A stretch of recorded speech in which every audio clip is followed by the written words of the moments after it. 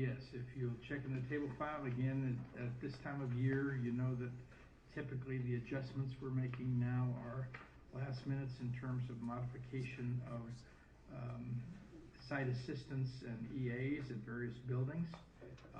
Also a couple of appointments with new people coming in. The information that you're going to hear about in terms of the multiple measurement ratings, the MMR system, and then also the draft of the annual report for 2012. So those will be things that we'll need to look at and talk about as we go forward tonight. Very good. If there's no objection, we will add these items to the agenda as we move forward. All right. Public comment. This is an opportunity for members of the community to address the board. Is anybody here to address the board? No? All right. Approval of the minutes. Board members, you had in your packets the minutes from the August 27th board meeting. Is there a motion to approve the minutes? So moved. Moved by John. Seconded by Jeff. Any discussion? All those in favor of approving the minutes, say aye. Aye. Aye. Opposed? Motion carries.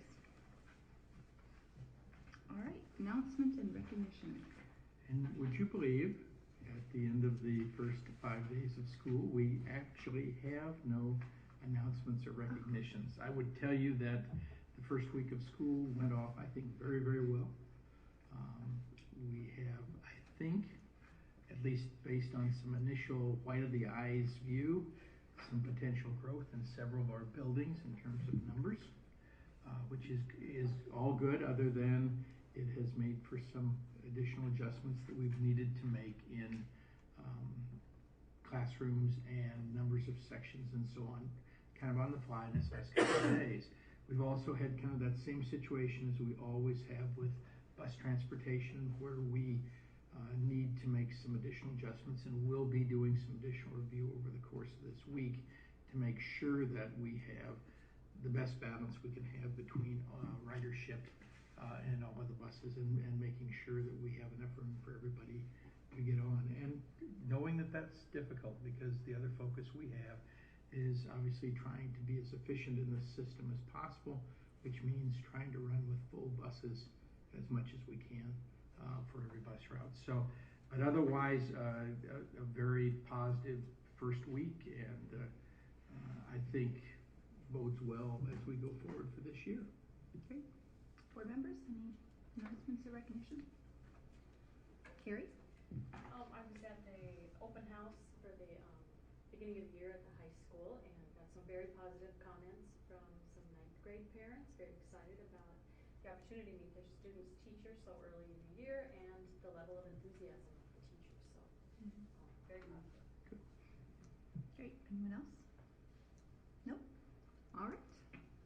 We will move on to our one item for discussion report, and I will remind board members that you have in your packets from the table file handout. And also a PowerPoint set of notes. Very good. Okay. So explanation of the multiple measurement rating system. Another acronym.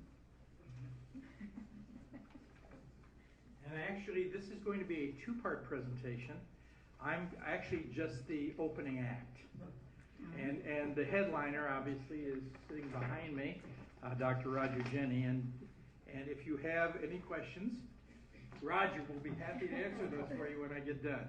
What I'd like to do tonight is just to give you kind of an overview of the new MMR system, and to help you kind of look at it in comparison to the previous No Child Left Behind accountability system that has been in place now for the last decade. And I want to share a little bit about the differences between the two. I'd also like to talk a little bit about the benefits of the new MMR system, and also some limitations that I think that people need to be very aware of as we go forward. So let's first of all think about the current or the previous No Child Left Behind accountability system. If you remember that system, basically it measured only one thing. It measured the percent of students that were proficient in reading and mathematics for an entire building, and for each subgroup in the building that had more than 20 kids. So if you remember, we were measuring students that were free and reduced lunch price students. We were measuring students who were various ethnic groups. We were measuring individually subgroups of students who were English learners. We were measuring students who were in special education. And the way this system was set up, basically that system looked at both the subgroups and the whole building in terms of looking at proficiency. And it also at the high school level looked at graduation rate. That was the only level where graduation rate was included. But there was a graduation rate number that in terms of a percentage of students graduating within the 4-year period that was included. The test that was created really was based solely on the MCA tests. Remember that MCA tests are given just once a year, and they're only given on one day in that year. So what's really important to remember is that we're really basing the total performance of a building in reading or mathematics based on 1 2-hour block of time in one day, which I think most of you, as you think about it, can say, that might be okay, but if my child was sick the day before, or didn't get a good night's sleep, or wasn't feeling very well that morning, or was having a fight with their best friend, etc., etc., etc. Obviously, that score is the only thing that was being used at that time to determine proficiency. We also know that with the No Child Left Behind version, one group of 20 students who were not making adequate yearly progress in reading or math could label the entire building as not making adequate yearly progress. And as we've talked over the last 7 or 8 years here, we've talked about the fact that oftentimes our English language learners or our special education students might have been the only subgroup in the building that was not making adequate yearly progress. And so a building of 500 students where all the other groups were making adequate yearly progress could be labeled as needs improvement simply by the fact that the one group was not making that. We also talked about the real concerns we had with special education and English language learners because both of those groups are identified by federal law in terms of the fact that they are not proficient at grade level. And so oftentimes we were left scratching our heads saying, how can we have those groups identify an entire building as being in needs improvement when in order to be included in that category, by the definition, you have to not be making adequate yearly progress. What we know is that a great concern, and that concern was getting greater every year, was that we were up now to about 50% of Minnesota schools that were in needs improvement because they weren't making adequate yearly progress.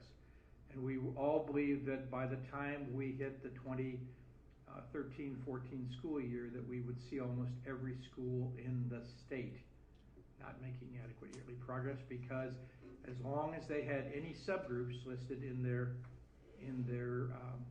building, there would be one or more of those subgroups that would not be making adequate yearly progress. We also know that with the current program that was in place with No Child Left Behind, it required Title I schools to write and implement a second school improvement plan. So as you remember, all of our schools right now create a school improvement plan every fall. They take a look at academic achievement goals, they look at other goals for their building. On top of that, Title I buildings who didn't make adequate yearly progress had to write a second school improvement plan. And that school improvement plan was in place, again, whether there were multiple groups that didn't make adequate yearly progress, or again, whether one group of 20 students didn't make adequate yearly progress. We also know and watched the impact when we were told that a school that didn't make adequate yearly progress had to implement federally mandated sanctions. Those sanctions included a sanction where we had to offer school choice with transportation. So we had to say if there's another elementary building in the district that is making adequate yearly progress, you can choose to move your child from the building that they're in if it's not making adequate yearly progress and move them to another building. And the school district, through Title I funding, had to pay for the transportation to move the child from one building to the next. We also know that in this particular version, the No Child Left Behind version, we also had supplemental tutoring, which we implemented at Greenbelt Park last year, where we had to offer the opportunity for tutoring to occur for parents of students who were Title I students, so that they could get additional support and help. But all of these things basically took money away from the direct instruction of kids in the building that was identified.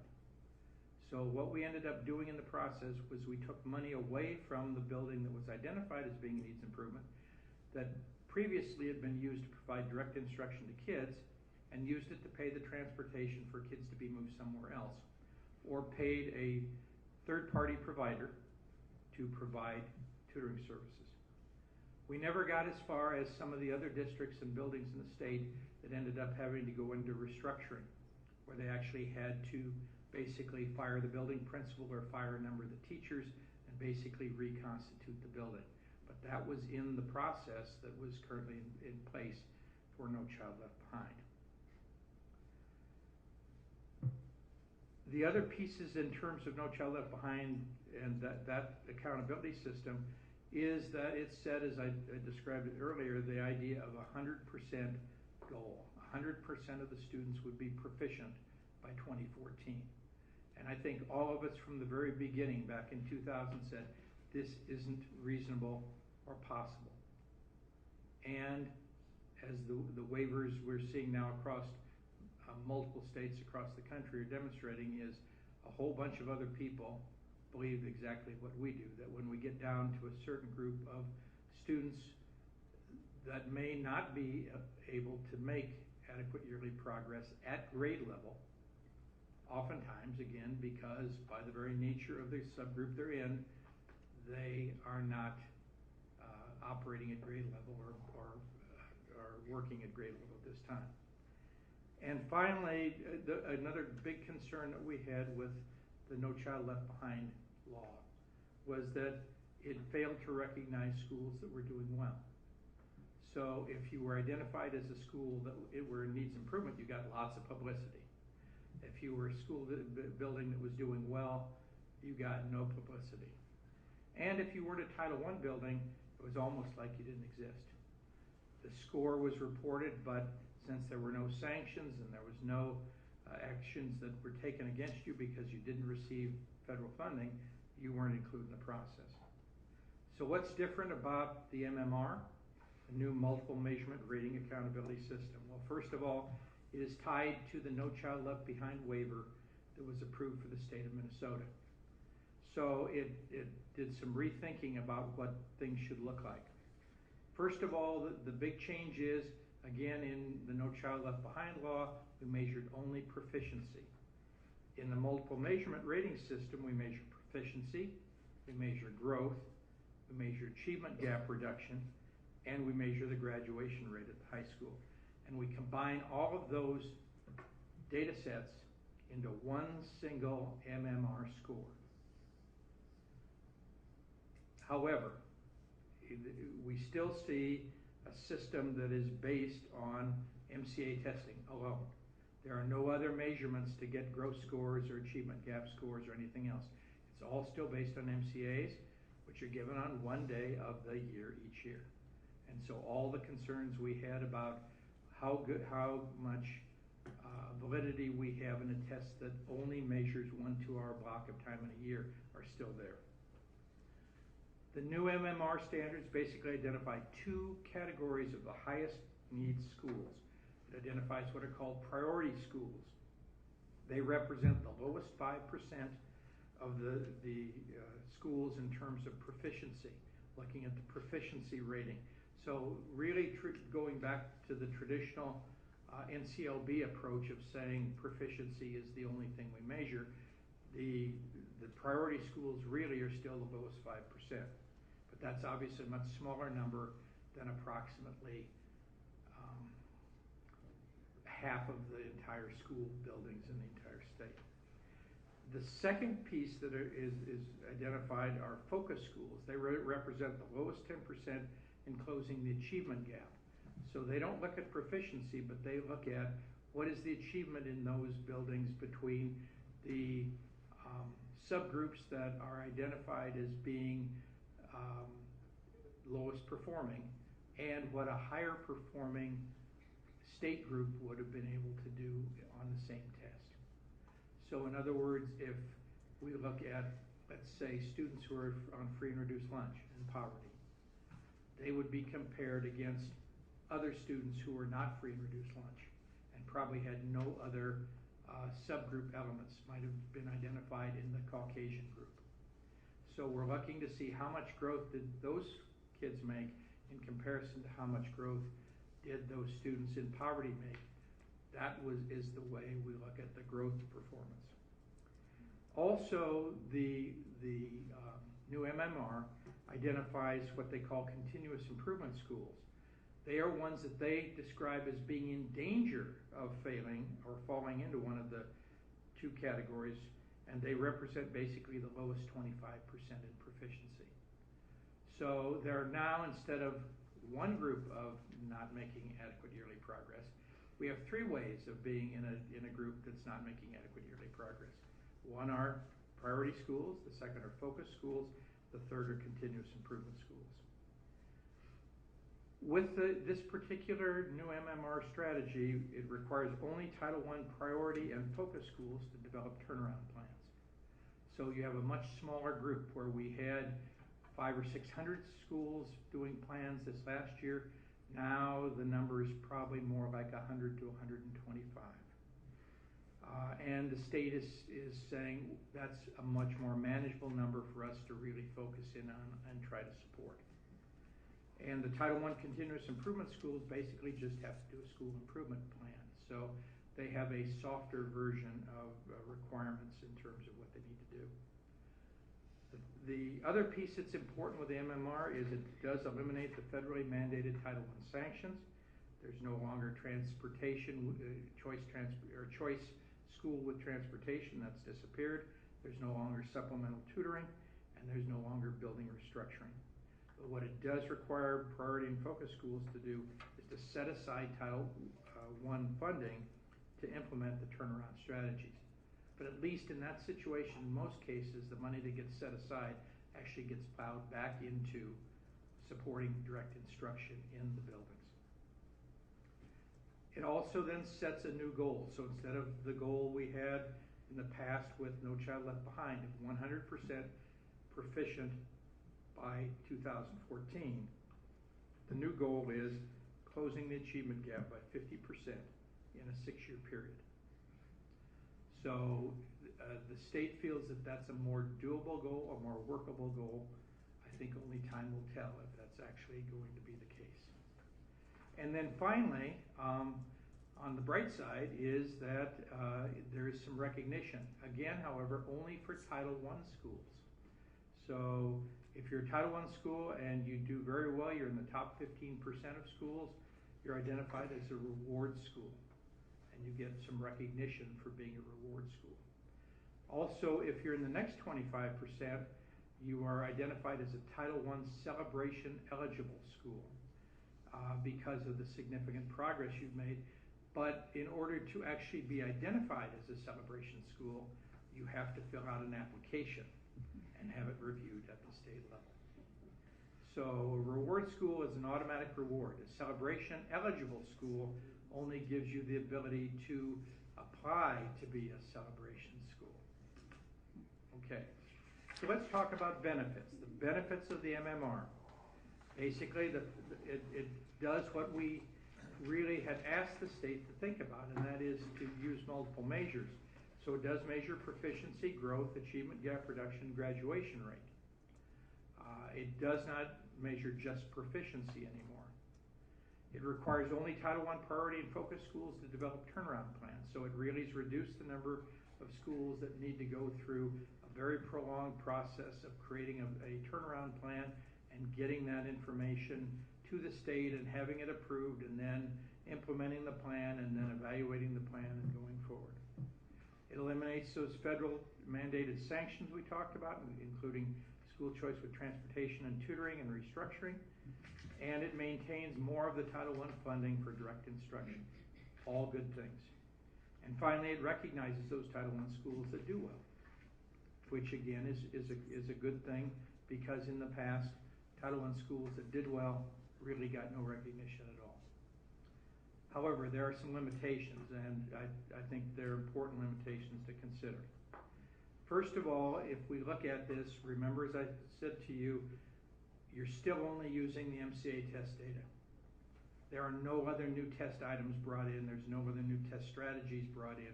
And so we're always continuing to focus on that one single test.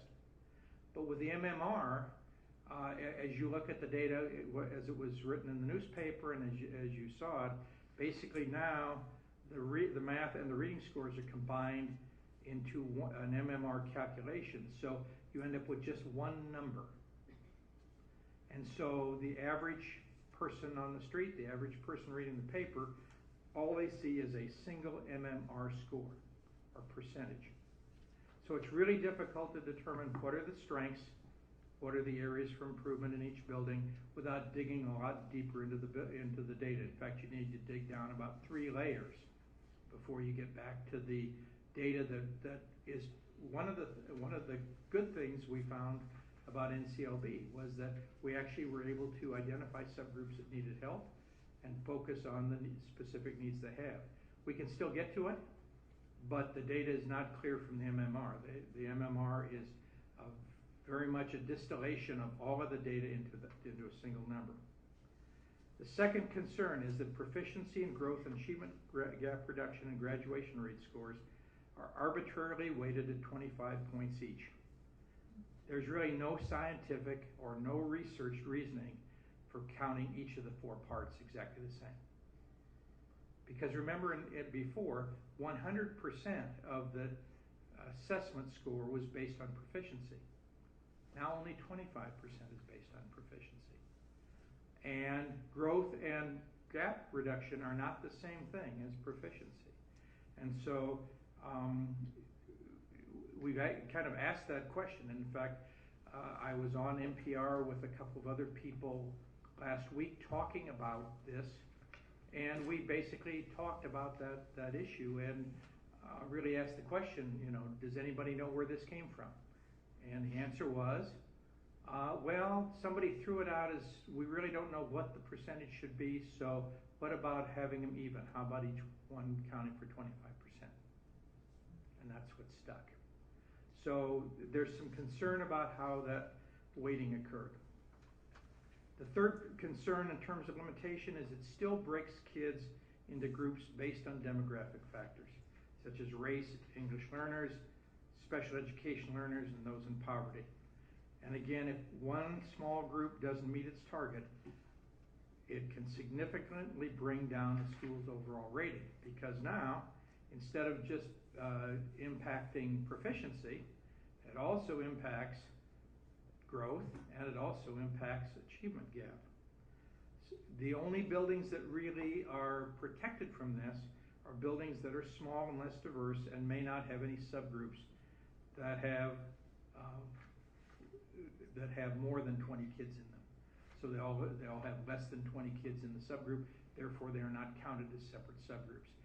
And Roger, I know, did some initial digging to try to look at that, and what we found is obviously those buildings that had no identifiable subgroups or no subgroups not making adequate yearly progress had much, much higher MR scores, because there was the constant impact of one subgroup didn't end up driving the numbers down across all 3 levels. Also, because there are multiple measures, one subgroup's low performance impacts not only the proficiency score, but also growth and gap reduction. So that's really problematic. The next concern we have in terms of limitation is that MMR takes a snapshot of 1 year of data. The group effect can lead to large swings in ranking, and we've already heard from districts and buildings going, oh my goodness, we got the draft data, or remember they did the test data where they did the last 2 years, they did 2010, 11, and 11, 12, and then sent that out to us last spring. and some schools were identified as priority schools and focus schools, and some were identified as reward, and they flipped. And so from one year to the next, there was a huge change in terms of where they were marked. And obviously, if you were a school in that situation, it would be extremely difficult to explain that to anybody. And it's mainly because the group effect of those small groups and the impact they have on all three components really can shift how the ranking comes out. I think probably if I was to look at the kind of the bottom line concern is that the new formula is very complex. At one time, I think we only had one person in the state that knew all the nuances. And guess what? He took a job someplace else, and so has left us. It really requires some careful evaluation and examination at several levels. Because we end up coming up with just a single number, and Roger's going to go through and show you the MMR numbers here in just a second, it's unfortunately very easy, I fear, to have somebody making an accurate judgment about a school based on one ranking and say because you're at 60% and somebody else is at 70%, the school at 70% is a full 10% better than you are in terms of performance. And the reality is that's not necessarily the case. It may be that the school is doing very well, but because it has one subgroup that's not doing well and that impacts all three scores, that overall the school is doing better than the school that's scoring at a higher MMR rate, but it's driven down by the calculations for the subgroups. And the concern I have already, because I've seen it already, is the concern of having the Star Tribune or some other media source put all the MMR rankings from bottom to top in order and pronounce the fact that here's the best school in the state and here's the worst school in the state. And to me, that's really an unfortunate and inappropriate way to use the data that's coming out of this. I think finally, if we look at this piece, one of the other things you're going to notice is that as we look at Sibley's data, Sibley ought to be a reward school. Their percentage is at the same percentage as Bridgewater. They get nothing because, again, Sibley is not a Title I school. Only schools that are Title I are eligible for ratings and for designations as in one of the 5 areas. So what you're going to see is although Greenvale Park and Bridgewater have designations because they're both Title I schools, and they got great designations. One is a reward school, one is a celebration eligible school. The rest of the buildings in the district get nothing. And again, this is because the designations are only given to Title I schools and not to other schools. Now what Roger's going to do for us at this point is going to demystify the numbers, right, Roger? I'll try. And what we'd like to do is let you listen to the second piece, and then Roger and I would stand for any questions that you'd have about either part of the presentation. Okay? All right, Roger? That's all yours. All right. Well, I want to say that the original waiver had 704 pages in it, and so I'm trying to reduce this now to 12 slides, and so it's going to be, you can give us or me a rating of a single measurement after we're done, whether or not it works. So what does this mean? It's another hack. What's that? 10.3. Yeah. Another acronym, obviously, and multiple measurement rating, of course, refers to the 4 measurements that they're doing. Now, a lot of this is going to kind of piggyback on what Dr. Richardson already mentioned, but you're dealing with a school type, and the school types are compared to each other throughout the entire rating system, the entire measurement system. And so what they've done is they've taken an entire group of schools, like for example elementary or middle junior high schools or high schools or others. We can't really get a definition on what other schools are, but we assume that it might be multiple graded schools that don't fall into the traditional system. Anyway, Then, for example, in the elementary, we're going to spend a lot of data on elementary because we have 3 of them, and it'll be kind of interesting as we look at some of this stuff. On each of these 4 things, they basically find a percentile of all of the schools in the state in that particular classification. So, for example, as Dr. Richardson mentioned, the 5 levels, and so I'm just going to skip over this slide right now. Let's go with a combination of proficiency, growth, gap reduction, and graduation rate. Now, each one of those is worth 25 points, so the ultimate division point for the elementary school is 75, whereas the high schools are all divided by 100. So just so you understand how this comes out at the end. Each of these 4 categories, as Dr. Richardson said, is worth 25 points. All right. First of all, in proficiency. The proficiency percentile rank is derived from comparing all schools of the same type, and I'm going to keep saying this over and over because it's really important that you think in this sense. All subgroups, only subgroups of 20 or more students are included in a school's percentile ranking. And the subgroups are weighted by size. Now, basically what that means, if you have a subgroup of 80 kids in it, that's going to have more weight than a subgroup of 25 kids.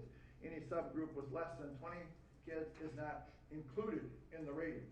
And that goes back to the original AYP proficiency thing, which was part of the original NCLB, that if you didn't have at least 20 in your subgroup and then they changed it eventually so it could accumulate over a few years. But if you didn't have 20 in a subgroup, you got just a Z. In other words, it wasn't counted. So that's when Dr. Richardson was mentioning that some schools who are very small, who don't have qualifying subgroups, that particular group aren't in. And we have a few demographics like that in our elementaries, especially where certain ethnic groups are below 20, and so they're not counted at all. And interestingly, they do not add math and reading together. For example, if you had 11 math students and 10 reading students that took the test, and you'd have 21, but they don't do that. So they're staying with the same thing. So you have to have it in both in order to get it. Okay, the proficiency points are the number of points earned when multiplying the proficiency percentile ranked by 25. Remember that 25 is coming back in here now. So, for example, if a school was in the 60th percentile in the state, you would multiply 0.6 times 25, and that school would get 15 points for proficiency as the first part of the rating. Okay? And you can ask questions, but this will appear 3 more times here. Did we tell them there would be a test afterwards? No, they're just going to give a rating. Okay, just think of Okay. Yeah. Growth is a percentile rank, again, comparing all schools of the same type. Only subgroups with 20 or more students are included in the school's growth ranking, and the subgroups, again, are weighted by size. So that's exactly the same. It'll be the same for each point. The number of growth points earned when multiplying the percentile rank by 25, again, for example, if it was in the 70th percentile, 0.7 times 25 is 17.5, so you get 25. Now, once we get into growth and gap reduction, what determines appropriate growth? Well, here on growth, they use a system of Z-scores, which is a way of determining how far from the mean of all the students in that particular category. So you're taking a category of schools, all elementary schools, and then you're going down to a grade, and you're going to a subject area. So, for example, in math, if in the year 2011, in spring of 2011, a student got a score of, a 4th grader, let's say, got a score of 455, which would mean making proficient, or, grade level standards, because you have to have 50 or above. The first number always represents a grade. So you got 455, and then the next year, that student really worked hard and got 465. Or let's say 4, that's pretty high, that'd be a kind of an outlier.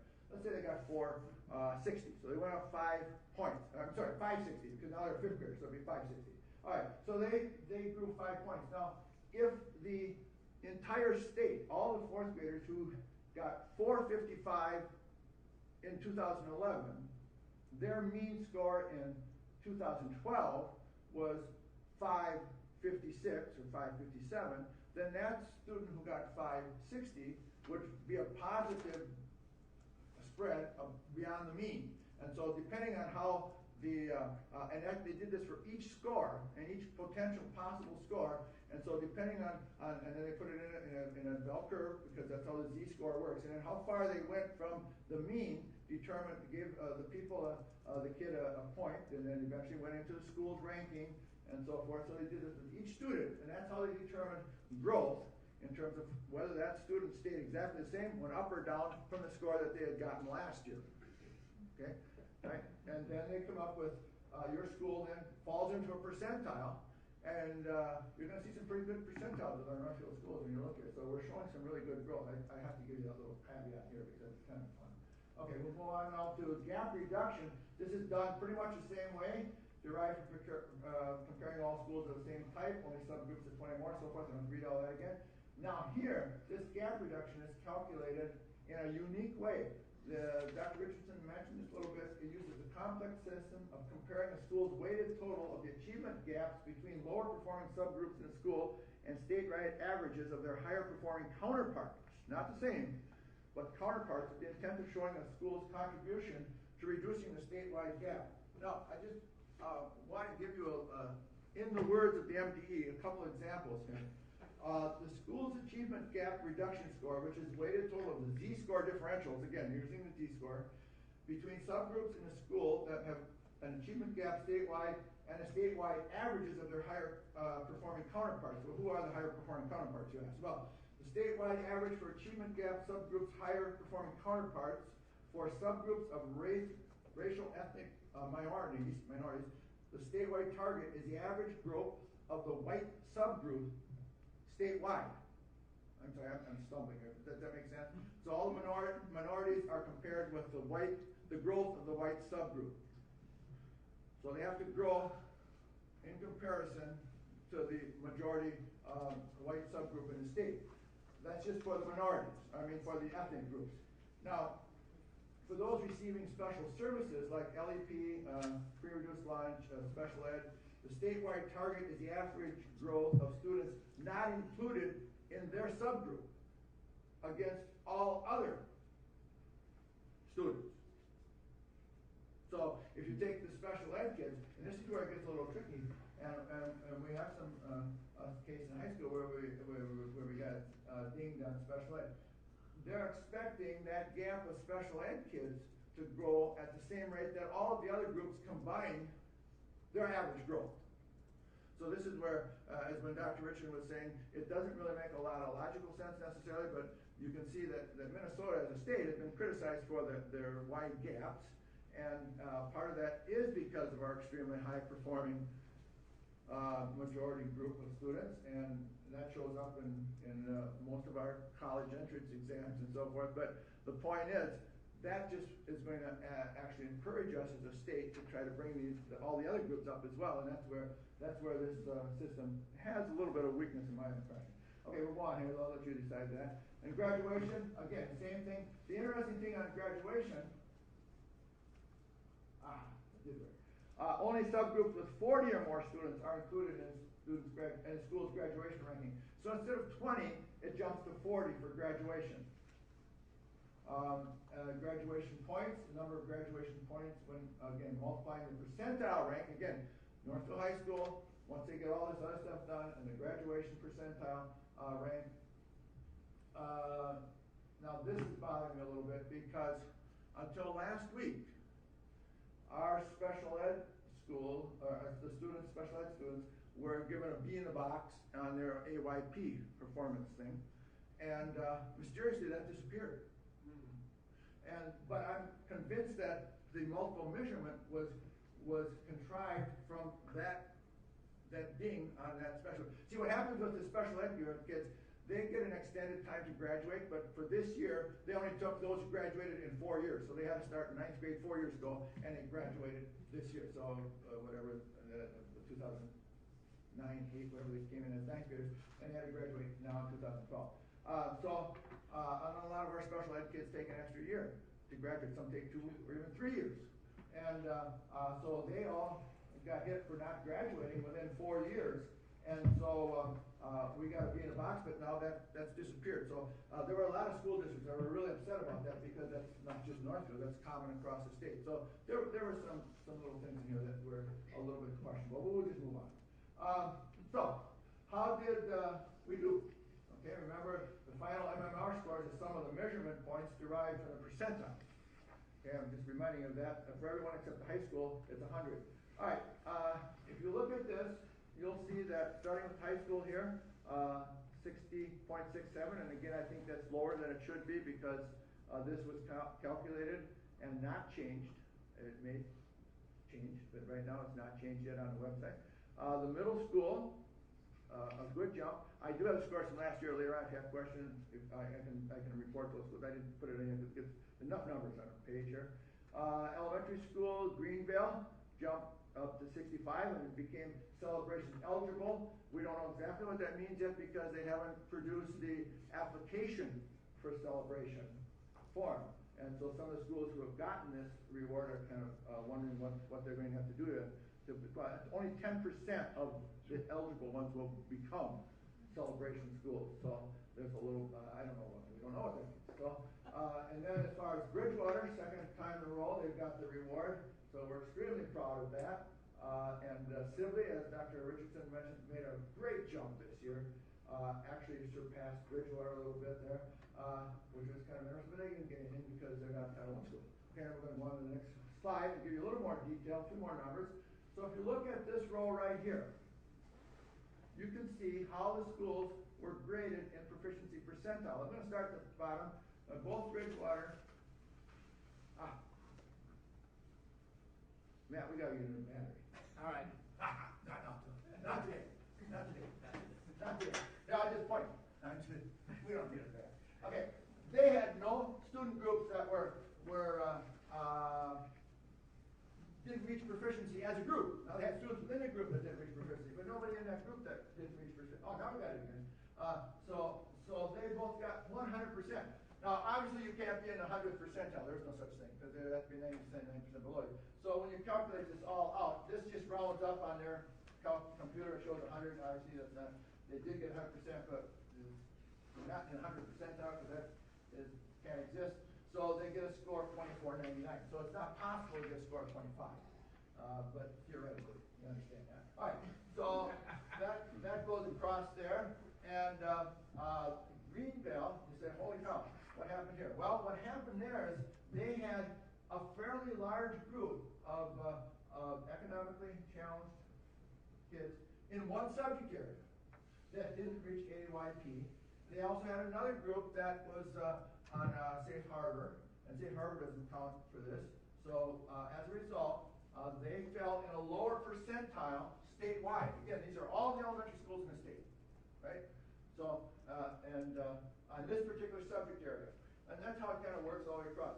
The middle school, they had a subgroup that was medium-sized, but it was in its second year of Safe Harbor, so they didn't make it. Now, what's interesting about the middle school and high school, they've kind of reduced the distance that they're meant to achieve each year because they've stretched this out a little bit. Excuse me, I saw that in the original thing, but I haven't heard anything from it since. But that meant that most of the middle schools in the state probably got a little bit higher. Obviously, it didn't do that, in the proficiency percentile than we did. And Northfield High School, which is an excellent high school, that's we're not sure why that was there, but it could have been because of the subgroup that I mentioned earlier that all of a sudden disappeared from the listing. All right, so now you multiply this by 25, and you get the corresponding proficiency points that become part of your MMR at the end. Okay, and growth, I'll just go through all of these again. You'll notice extremely, look at that, middle school growth, 0.92. This is really interesting because, and it's what Dr. Richardson referred to, how these scores can be really skewed and mean almost something. Here's a middle school who's worked really hard, and you remember the last spring when they did their PowerPoint here on how their teams were doing and so forth. I mean, they're really starting to produce.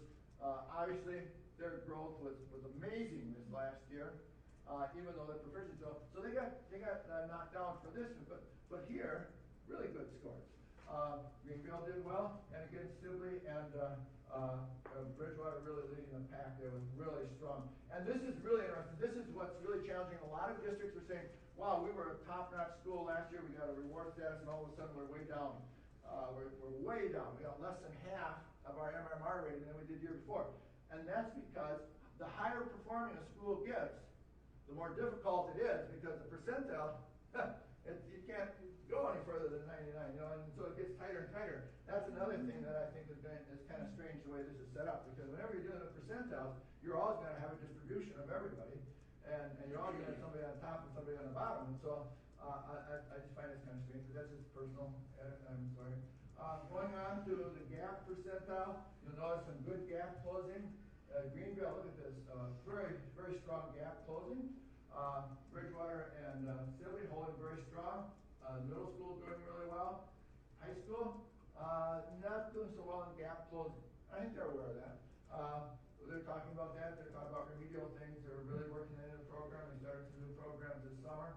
So in that respect, this is good to learn, okay, we're missing something.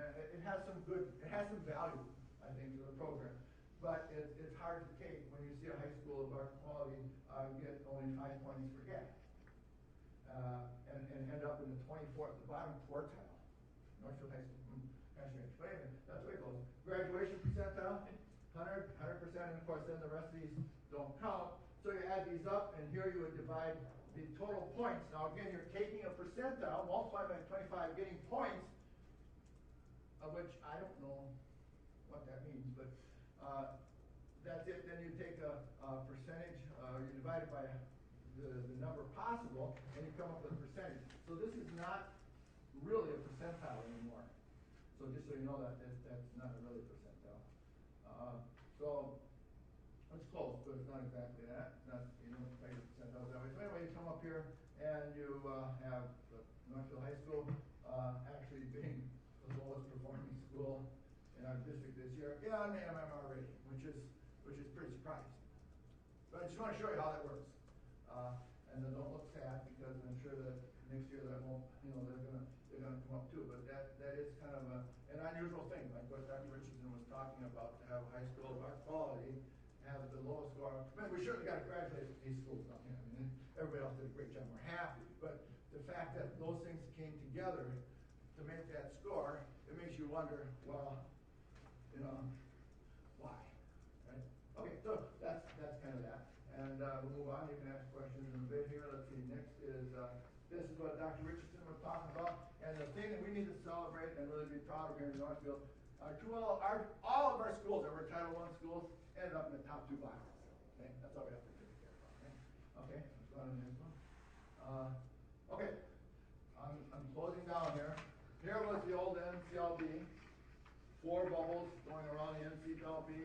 You had 9 subgroups. You had math and reading proficiency for each. School was rating as making or not making AYP. In other words, with the percentage of kids making. And now all of a sudden, you still have those 9 subgroups. And you still have math proficiency and reading proficiency for each subgroup. So we took the whole thing here. Then we added all this. Growth in math, growth in reading, gap reduction in math, gap reduction in reading. And then I didn't put the graduation on here because that's kind of, but we could put it on here. It's too many circles. And then you end all of that up with just one metric when you're done. So, and that's kind of the risk of that. And but it's interesting. And so there. Okay, so now Roger's ready for questions. And I was trying to watch your eyes to see how quickly it glazed over. Now think about the fact that we presented it to you. We gave you a lot of information. Roger kind of walked you through each of the pieces. John, you look confused.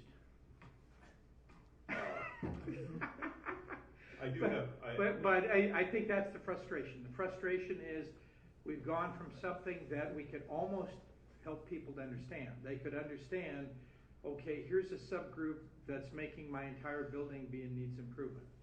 Now we have MMR percentiles multiplied by points to come up with ratings or rankings which then get added together and divided by 100 or 75 to create a single MMR number. And again, the number really isn't, as Roger said, isn't really a percentile anymore. It's kind of a, I don't know what you'd call it. It's a percent of the total available points you could get. Average of percentiles. Average of percentiles, maybe. So it's become very difficult. And the one piece I guess I would share with you that is, before we open it up to questions, is the other piece I included in your packet was data that Roger just put together for the high school.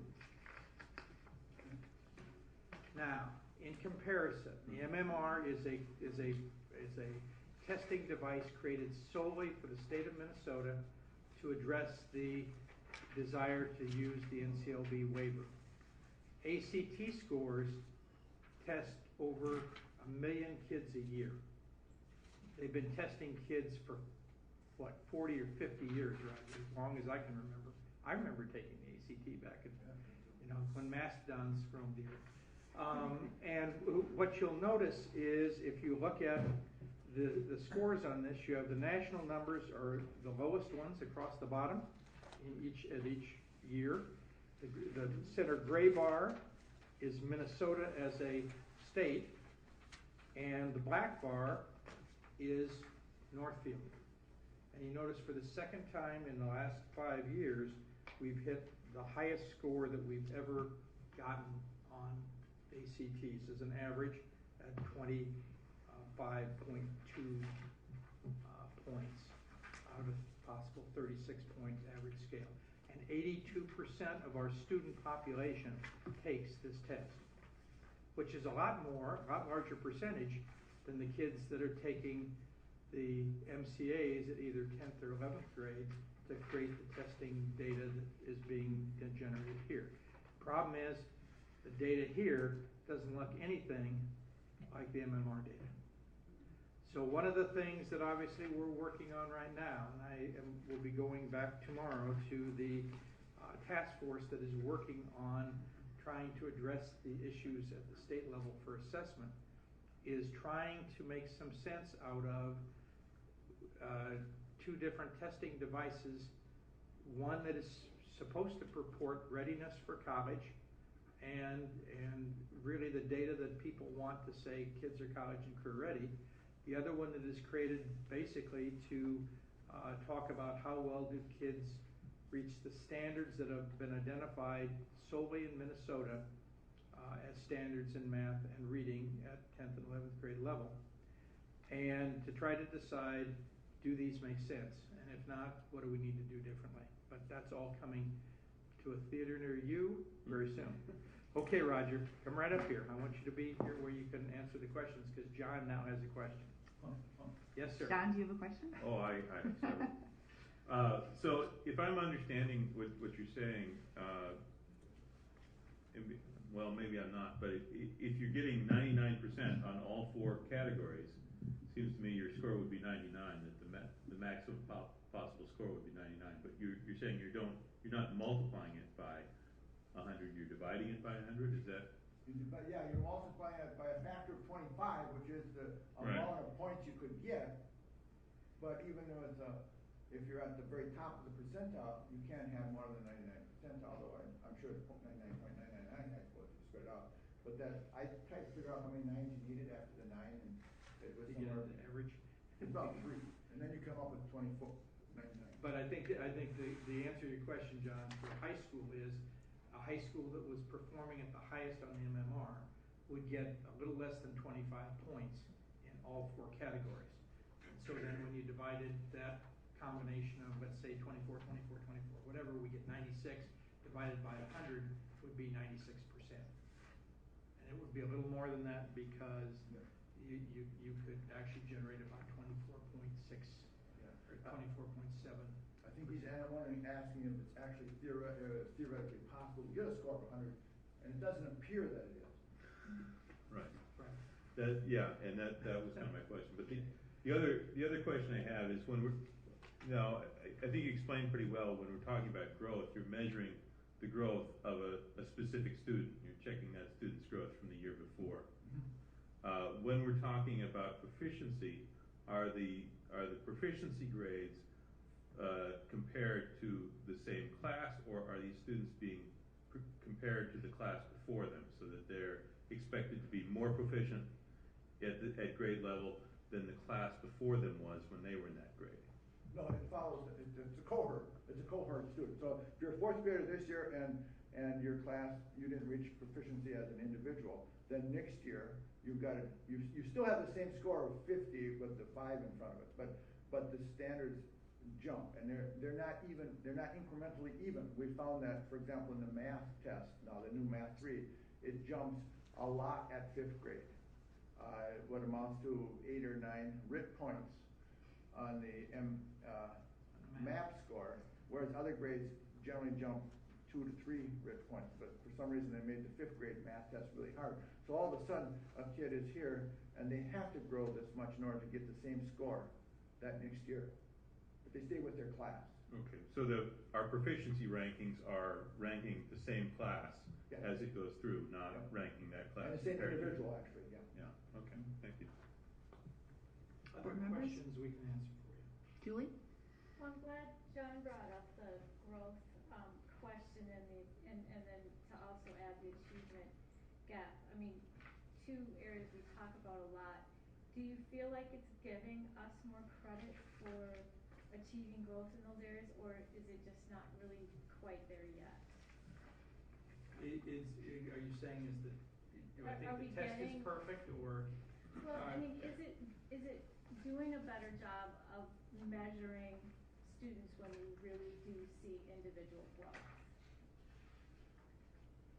I think it will, because it's bringing to attention that there are certain subgroups. I mean, when you really dig into this data, you can still certainly identify which subgroup didn't make it, and which subgroup didn't grow, which subgroup didn't close the gap. I mean, we can look through it. So with our ITI program starting right now in elementary school and moving up to the remedial work that the high school is picking up last summer, they did an amazing job. The two teachers that taught in the ALC with the high school kids had 80% passing in math and these are kids and 100% in reading. These are kids who had failed over and over and over, and because they put it in. So I mean, it's bringing the attention to that. So in that respect, it's doing very well, and it'll start showing up. It definitely will start. I'm convinced it'll start showing up. I think at the same time, Julie, the question is have they created a perfect system yet? I think the answer is no. Because although it's measuring the things we ask them to measure, proficiency and growth and achievement gap reduction, the complexity of the test, or the complexity of the measure itself and the calculations of the measure, basically fails the transparency test. It's hard to figure out what it means, and we're really concerned based on what we've already seen from last year to this year with the test version versus the actual new version for 2012. We have a lot of districts scrambling, trying to explain why did we go from one end of the spectrum to the other end of the spectrum. And the problem is nobody has a good answer to be able to explain that, other than the fact that I think because issues of not being proficient get reanalyzed and recounted 3 different times, actually I think probably amplifies the situation whenever you have a subgroup that's not making adequate yearly progress. It isn't demonstrating proficiency. So that's, I think, it really fails the transparency piece. And the worst part is that by the time then you put all the numbers back together and create a single number with adding the 4 parts or the 3 parts together and dividing by 100 or 75, the single number, I think, has a huge potential of being misused, because people, I think, will look at it, and traditionally we love in the United States to be able to reduce everything to a single number and then to rank order those numbers across the board, and the reality is I think that is not a valid use of the test. I think, as Roger said, I think there is data in here that helps us to look more carefully at gap reduction and growth than we've looked at before. The other issue, as I mentioned before, is there is no scientific reasoning. There is no thought-out approach for saying that in terms of doing this MMR score, that you should have equal weighting to the 4 parts. And yet, that's what they chose to do. It does not necessarily seem logical that you would go from a test that was 100% proficiency and didn't look at any of the other parts to a test that's only 25% proficiency, but that's what we've done. Other questions? Carrie? I have a couple different, it's gonna be more than 2 questions, but just 2 areas of questioning. I wanna make sure I'm understanding what these designations mean, the, priority, focus, continuous improvement, reward, and celebration. And what I think I'm understanding from what's in our materials here, it sounded like priority schools were determined based on the proficiency score, and focus schools were based on the achievement gap score. Correct. But reward and celebration schools are based on the whole MMR score. We know that priority schools are the lowest 15% in proficiency. In proficiency. We believe that the focus schools are tied to the lowest percent of growth. I believe. Let me double check here. 5%. The priority is the lowest 5% of proficiency. The focus is the lowest 10% in closing the achievement gap. So those are schools that weren't able to close the achievement gap. They get identified as focus schools. And then continuous improvement is just is an extension of priority. It's not the lowest 5%, it's the next 25% above that. Those folks are in continuous improvement. They also have to write a plan. Yes, they have to write a plan. But just the designation, it's just, my point is that we're using, there are 4 components to this MMR score, and we're using some of the components for some of the designations, and then the whole thing for other designations. Do I have that right? That is my understanding. Yeah, my understanding is about focus schools, it's achievement gap issue. Yeah, and basically on, you found a little red dot? Yeah, well, it works. It works? Okay, but then your reward schools and your celebration schools. Oh, I did it, Roger. I broke it. Reward and celebration is based on the whole composite score? My understanding is the celebration eligible and reward schools are basically tied to the schools that are in the top 15% on the total MMR score, and that the Title I eligible schools are the next 25%. Yeah, so you're right. The interesting thing is here, instead of having a set of designations that it's all based on MMR, some are based on proficiency, some are based on achievement gap, some are based on everything. And I think part of it is because it's what they had to do to continue to satisfy the federal government, because they needed to continue to be able to say those schools that are really poor performing are still going to have to do a very strong turnaround plan to get themselves back on track. So I think that's why those 2 lowest areas continue to use proficiency as the sole measure, because that's the measure that the feds want for AYP. Proficiency, and then but then focus is the achievement gap. Correct. Which is different than growth. Correct. Okay. So then my Yeah, you're as confused as I am now. Exactly. Well, I think I understand. No, I think you you got it. But you brought up an inconsistency in terms of the design of the MMR scoring, is that it doesn't get used for everything. It only gets used for certain pieces. And we've for years said, please measure us on growth. And it seems to me that breaking this out and having achievement gap be one of the factors for identifying a focus school is a way of saying that is really important, that you're working to close that gap. That may in fact be more important than your actual proficiency score, making sure that you're. And the only twist there, and which is important to remember, is that remember the gap reduction is not growth of your kids in your building against your own kids. Well, that was my next question. It's the growth of the gap reduction for your kids in comparison to other kids who are not like your kids across the state. So again, students of color. I'm trying to understand the numbers though. I mean, so it's our minority students against the majority. Against Caucasian students across the state. And those are raw scores or proficiency scores? Or how do they measure the closing of the gap? Is it? It's the Z-score is how close you come up to where you need to come in order to close 50% of the gap within 5 years. See, so Okay, each so school does have a it's a little moving target a little bit. Yeah, and the state has a target of where they want to be. And so actually every school has a different Z-score. Well, they have a different target. A different target, so they have a different amount of growth that they need to make each year to close the gap. What do you think of that philosophically, having your achievement gap be measured not against your own body of students?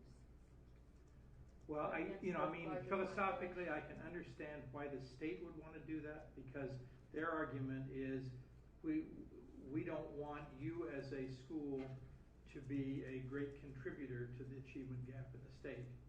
So everything we're doing is trying to say to you, you need to do your part to reduce the achievement gap. I think that's the logic behind it, but it does make it, it makes the reach between how are my kids doing and how are those kids who aren't like them doing in the state, defies transparency. In fact, I would almost be opaque. It's kind of bothered me as well, especially from the standpoint, I think, and I don't know why no one's giving any outcry, but the schools with high mobility of either administrative or teacher staff or students, all of those factors go together. I don't know how they're going to be closing any gaps because there's going to be this term. And that's, I think, one of the reasons why we're so strong here, because we have a strong staff that's fairly stable. We have, and you can see, the schools with the longest administrative leadership are doing, are the most able to grab onto this and go with it. I mean, that's what we see from this year anyway. And so I think that you build a culture, and if you don't have that culture, I don't know how. I think it's going to be extremely tough on schools that don't have a consistent culture that goes. So I echo what your concern there. Thank you. Sorry to take so much time. That's okay. Board members, other questions? I have a few.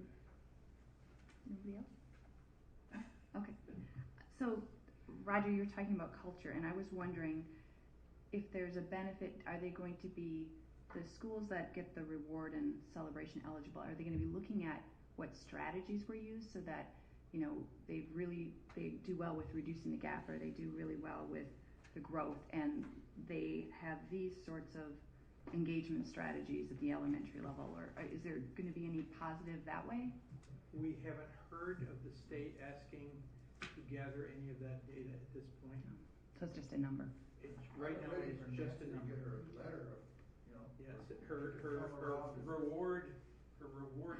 No, haven't gotten that yet. She's keeping it very quiet. But no, and you'd think if you were really trying to make this work, you'd be saying, you've been identified as a reward school. Help us to know what is it you're doing in your school that's allowing you to have kids score at the level they're scoring. And so that other buildings could look at it and say, can we replicate it? Can we modify it and replicate it? Whatever. Right now, it appears simply to be a number to get a waiver. Okay. And my other question was, in terms of all of the times that you talk about comparing to other schools of the same type, is that non-title schools as well, or just only title schools? That's everyone. I think it's everyone. Although I guess I've not seen it stated that way, but my sense is everybody gets an MMR score. So my sense it's every elementary building together, every middle school, junior high together, every high school together, and then other, as Roger said, could be if somebody had just a 7-12 secondary school, or if they had a K-8 elementary grammar school strategy and a 9-12 high school, then the high school would be in with the high school group, but the K-8 building would be kind of on its own with the others. So, and Roger, you might know this, but when you're looking at the growth, and if you're comparing to all the elementary schools, now when they designed the MCA, they would have determined what they thought was a reasonable academic growth, what was the effect size for a year. They're not using that at all, so they're using it, they're norming to this other thing. Is it close to what we would think it should be? I think so, because Okay. they're still using the original AYP, Okay, setup, and we still get those exact forms Okay. that we had gotten before. So I'm pretty sure they're staying with that, and they've just recalculated the amount of growth that they expect the students to achieve, and they've taken the 10-year or the distance between 2012 and 2014 and basically broken it in half, and said we were going to get half by 2017. okay. So yeah, those charts are in there. So if, as board members, if we were gonna look at this, we would think about it in the same way we look at maybe our own student scores, that our schools are larger than this number, and just like we would say, well, my child is more than this high stakes test number. So it's a toolbox thing that we would look at and need to rely on Roger to understand anything deeper, but that's about how we should think of it. My encouragement always with the MMR, with any test statistic, remember that the limitation is the opportunity to really determine the reliability of that test when you only do it once.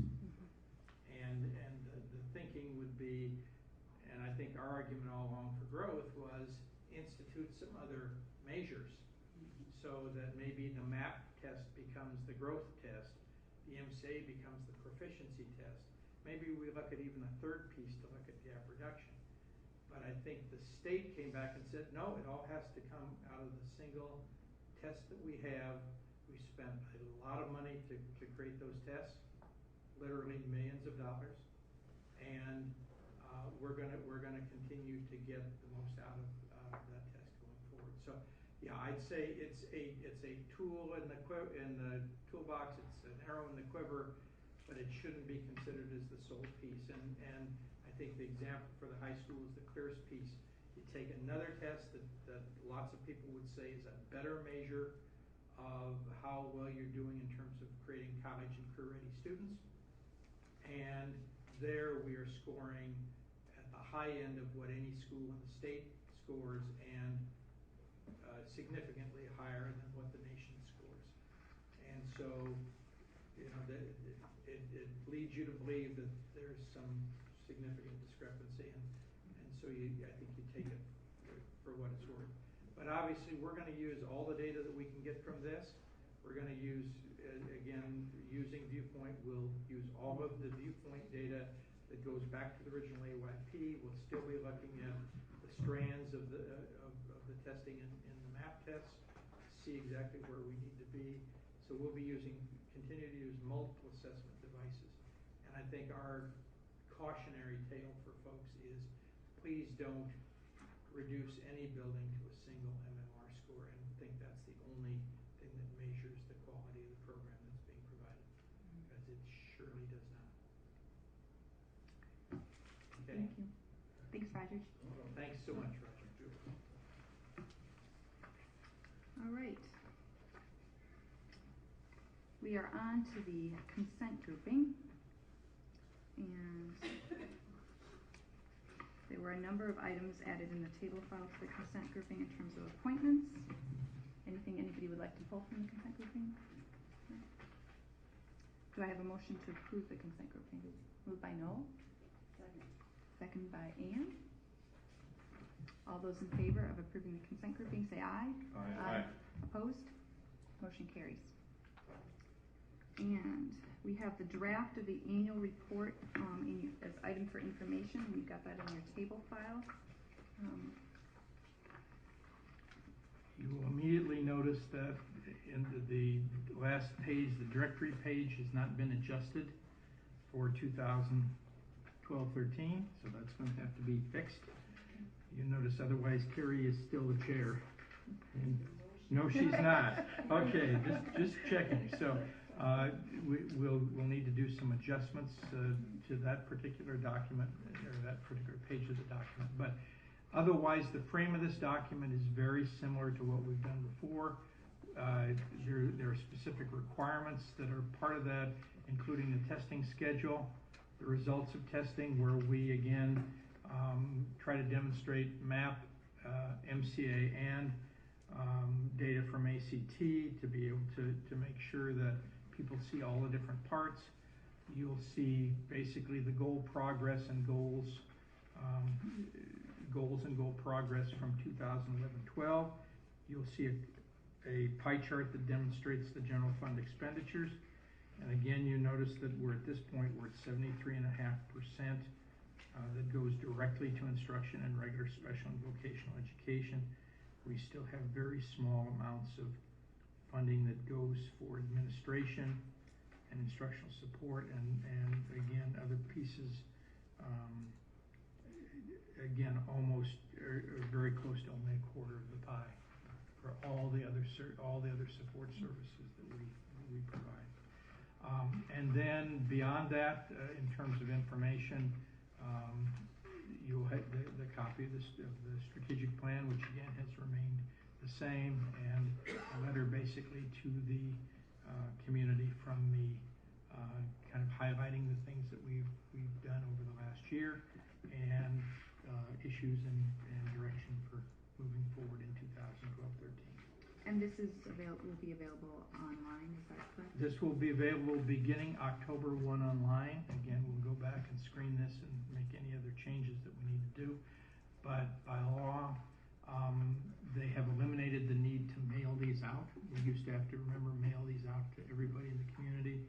And now the state allows us to put these on the website, and that becomes the official implementation of the annual report.